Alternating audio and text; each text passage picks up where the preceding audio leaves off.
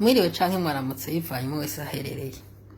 Bakunzi banje, jese n'umufana w'amaudi, ariko no munsi nshimye kuvuga ino audio kubera ngewe cyane.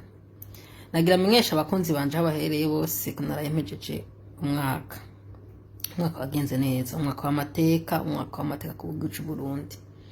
Rero nagira nshimira abarundi umwe wese ahari mu mihingo y'isi bari mu mahanga.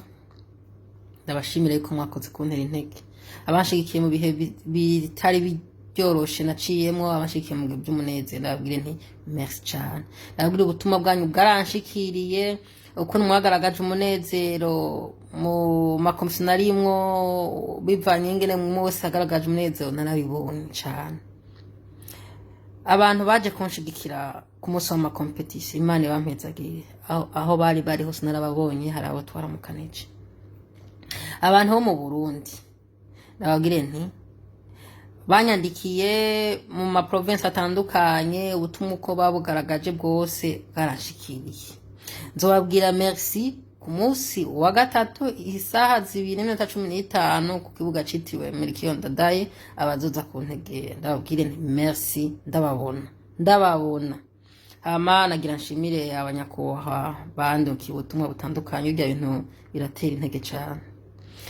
Ntibagiye umuryango wa nyimicubahiro, umujama w'abajene, message yandukiye narayibonye message iryoshe cyane itera intege uri ku kazi, byarandyoheye cyane.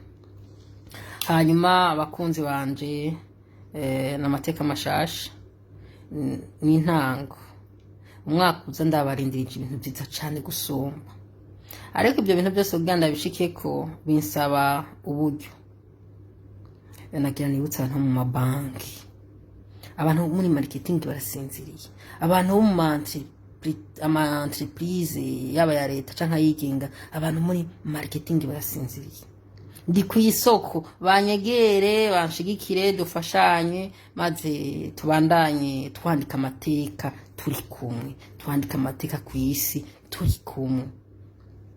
Bizonyohera cyane ndose abantu banshigikira mu bijanye n'uburyo.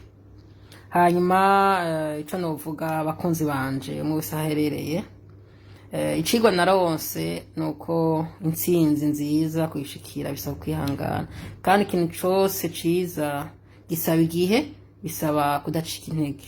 Sinacitse intege kugira nshike ahangeze, nongere ntere iteka igihugu. Murakoze, Imana ibampezagirire nakabaye.